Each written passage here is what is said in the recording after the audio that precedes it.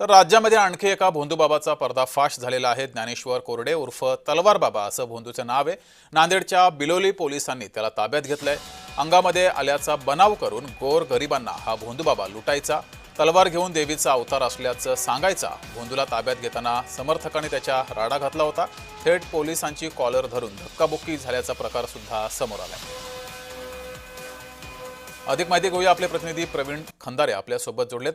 प्रवीण, या भोंदूबाबाचे प्रताप या परिसरामध्ये किती दिवसांपासून सुरू होते आणि हा संपूर्ण प्रकार कसा उघडकीस आलाय? नक्कीच जगदीश, मागील आपण पाहिलं तर महाराष्ट्रामध्ये भोंदूबाबाचा सुळसुळाट झाल्याचं दिसून येते। कॅप्टन खरात नंतर आता नांदेडमध्ये भोंदूबाबाचा पर्दाफाश झालेला आहे।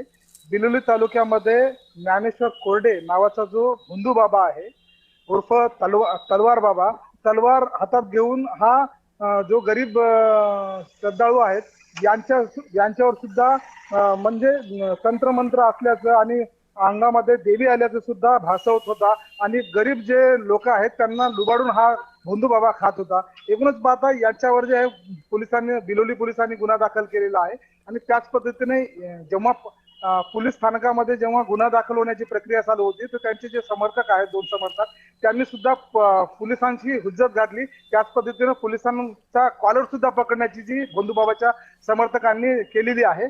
एकूणच पाहता यामध्ये गरीब जनतेला लुटण्याचा सुद्धा प्रकार मोठ्या प्रमाणात चालू आहे।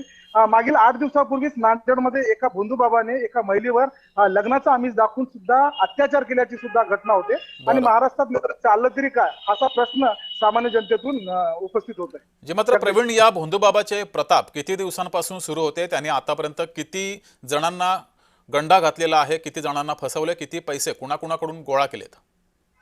नक्कीच जगदीश, अनेक दिवसापासून हा जो भोंदू बाबा होता हा बद्दूर या गावी जो आहे त्याचं बस्तान जो मांडून ठेवला होता आणि त्या ठिकाणी अनेक लोकांची यांनी आर्थिक लुबाडणूक सुद्धा या ठिकाणी या माध्यमातून केलेली आहे आणि असे प्रकार जे आहेत ते घडू नये यासाठी मात्र आता पोलिसांनी आणि प्रशासनाने कंबर कसली पाहिजे असं सामान्य जनतेतून दिसून येतं।